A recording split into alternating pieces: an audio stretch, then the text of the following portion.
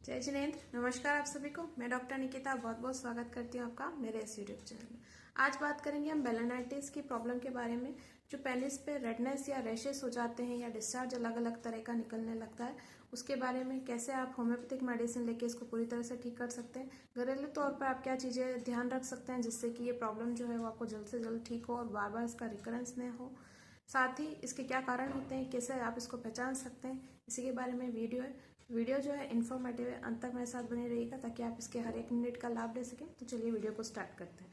को स्टार्ट करने से पहले रिक्वेस्ट है कि अगर आप चैनल पर नए हैं और पहली बार मेरा वीडियो देख रहे हैं तो चैनल को जरूर सब्सक्राइब कीजिएगा, बेल आइकन पर जरूर क्लिक कीजिएगा ताकि आगे आने वाली वीडियोज़ की नोटिफिकेशन आपको मिल जाए और कोई भी वीडियो आपका मिस ना हो और आप ऐसे ही मेरे चैनल का लाभ लेते रहें। तो चलिए आगे बढ़ते हैं। बेलेनाइटिस एक ऐसी कंडीशन है जिसमें जो मेल्स का पेनिस होता है उस पर कहीं ना कहीं सूजन आ जाती है, दर्द चुभन जैसी कंडीशन महसूस हो सकती है, रैशेस हो सकते हैं, कंडीशन जो है काफ़ी मिजरेबल हो जाती है, यूरिनेशन के टाइम पे भी पेन हो सकता है। तो ये इस तरह की कंडीशन है जिसमें पेनिस में सूजन आ जाती है और वो इन्फ्लाम्ड हो जाता है और काफ़ी सारे सिम्टम्स देने लगता है। तो कारणों की बात करते हैं कि आखिर ये कंडीशन होती क्यों है। अगर हम कारणों की बात करें तो सबसे मेन जो इसका कॉज है वो है पुअर हाइजीन।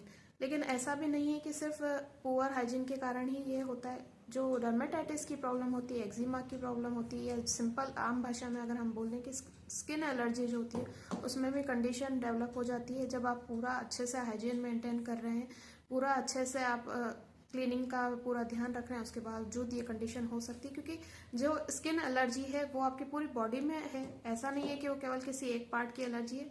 एक पार्ट में अगर आपको स्किन का इन्फेक्शन हो रहा है या एलर्जी हो रही है तो आप सोच सकते हैं वो बॉडी के किसी भी पार्ट में आपको हो सकती है। तो यही कंडीशन पेलेनाइटिस में होती है कि इन्फेक्शन उस पर्टिकुलर एरिया में आ जाता है, ग्लांस पेनिस और पेनिस पे आ जाता है। दूसरा कारण क्या है, अगर आपने कोई हार्श सोप यूज़ कर लिया, जो सोप आप यूज़ करते हैं वो हार्श है, रफ है, बहुत ज़्यादा खुशबूदार परफ्यूम वाले जो सोप आते हैं, सेंटेड जो सोप होते हैं, उनमें केमिकल्स की मात्रा काफ़ी ज़्यादा होती है। तो कई बार ये जो सोप होते हैं ये एलर्जी उत्पन्न कर देते हैं। दूसरा, अगर आप बहुत ज़्यादा ओवर हाइजीन मेंटेन करते हैं तो भी हो सकता है, बहुत ज़्यादा रफनेस से आप अगर वॉश करते हैं पर्टिकुलर पार्ट को, एरिया को, तो भी हो सकता है कि वहाँ पे रैशेस उत्पन्न हो जाए, रेडनेस आ जाए या लालिमा आ जाए। तो पुअर हाइजीन भी पूरा उत्तरदायी है बेलेनाइटिस के लिए। उसी तरह से बहुत ज़्यादा ओवर हाइजीन यानी बहुत ज़्यादा वॉश करने से भी ये कंडीशन डेवलप हो सकती है। एक और कारण हो सकता है कि अगर आप सोप यूज़ कर रहे हैं, माइल्ड जेंटल सोप भी यूज़ कर रहे हैं और आपने उसको रिंस अच्छे से नहीं किया है, कहीं पे भी हल्का सा सोप रह गया है, स्पेशली जो नीचे का ऑर्गन है, नीचे के जो एरिया है वो बहुत वीक होता है, वहाँ पे अगर आप उसको सोप को अच्छे से रिंस नहीं कर पाते हैं, हल्का सा भी रह जाता है तो भी वो आपको इन्फेक्शन कोज कर सकता है। इसके अलावा अगर किसी भी तरह की आपको डायबिटीज़ की प्रॉब्लम है या किसी और तरह की बीमारी अनकंट्रोल्ड, स्पेशली अनकंट्रोल्ड डायबिटीज़ जो है उसके अंदर भी आपको मिल सकता है। क्योंकि डायबिटीज़ जब अनकंट्रोल्ड होती है तो आपका बॉडी जो है वो प्रोन हो जाता है किसी भी तरह के इन्फेक्शन के लिए, चाहे वो बैक्टीरियल हो चाहे वायरल हो। इसके अलावा अर्थराइटिस की अगर प्रॉब्लम है, अर्थराइटिस में आपके शरीर में विभिन्न भागों में सूजन आती है, तो अर्थराइटिस की जो प्रॉब्लम होती है या ऑटो इम्यून डिसऑर्डर जिन लोगों को होता है, लिकेन प्लेनस है, इस तरह की अगर प्रॉब्लम होती है तो भी बेलेनाइटिस डेवलप हो सकता है। इसके अलावा किसी तरह की एसटीडीज अगर आपको है, गोनोरिया इन्फेक्शन या सिफिलिस इन्फेक्शन है, ट्राइकोमोनास का अगर इन्फेक्शन है तो भी हो सकता है कि बेलेनाइटिस डेवलप हो जाए।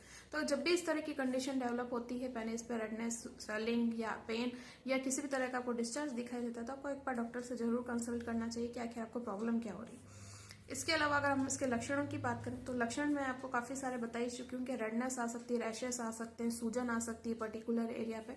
लेकिन कई बार इसमें दर्द भी हो सकता है। जो डिस्चार्ज है वो येलो कलर का भी हो सकता है, वाइट थिन बिल्कुल वाटरी डिस्चार्ज भी हो सकता है, ग्रीनिश डिस्चार्ज भी हो सकता है। लेकिन एक बहुत कैरेक्टरिस्टिक चीज है इसकी कि अगर डिस्चार्ज आपको दिखाई दे रहा है, हल्का है, वो किसी भी रंग का है, स्मेल जो उसकी होगी बहुत ज़्यादा ऑफेंसिव होगी, बहुत फॉल स्मेलिंग डिस्चार्ज आपको देखने को मिलेगा।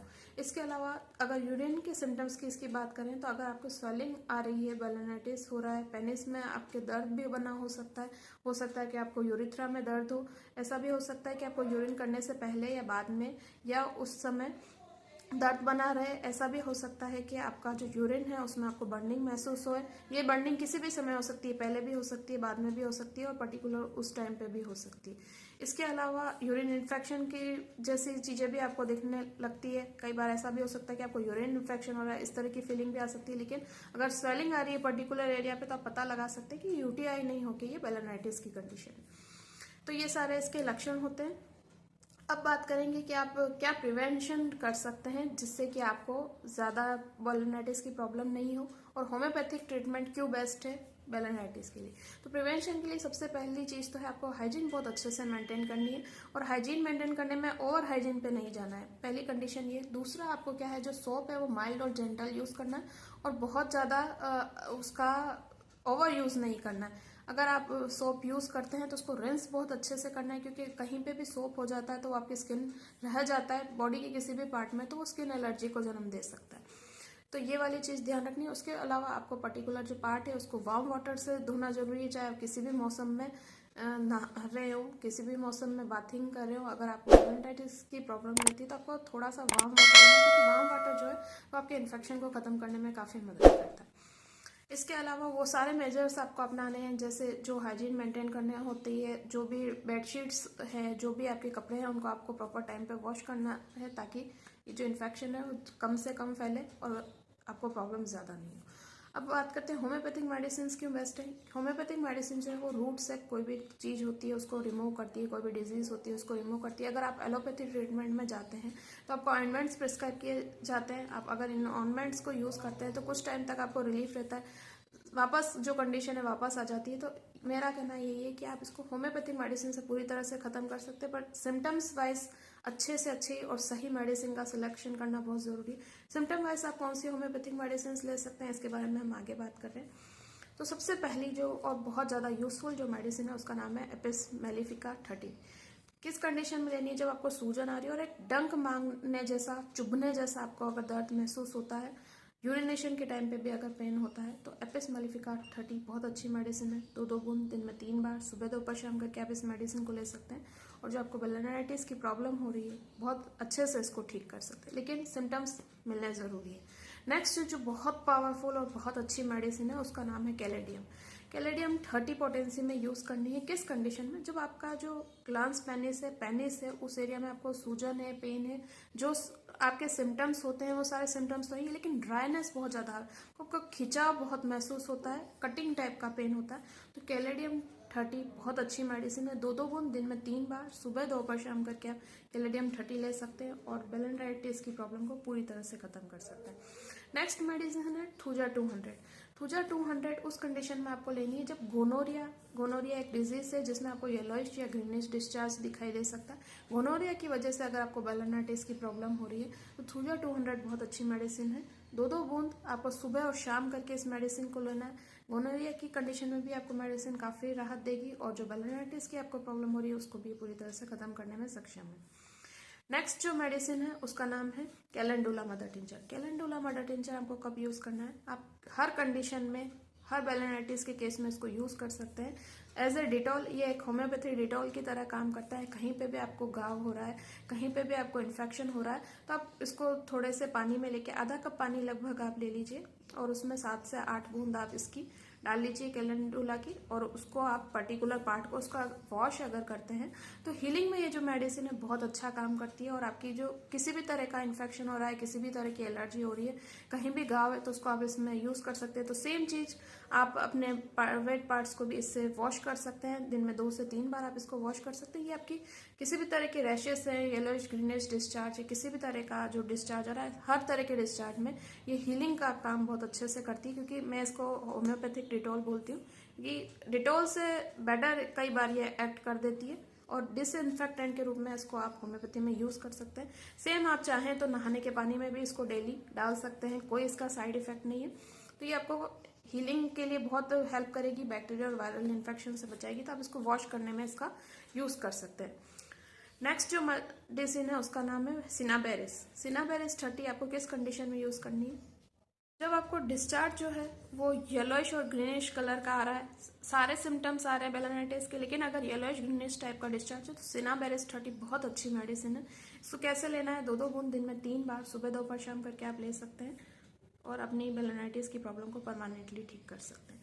नेक्स्ट जो मेडिसिन है उसका नाम है मक्सोल।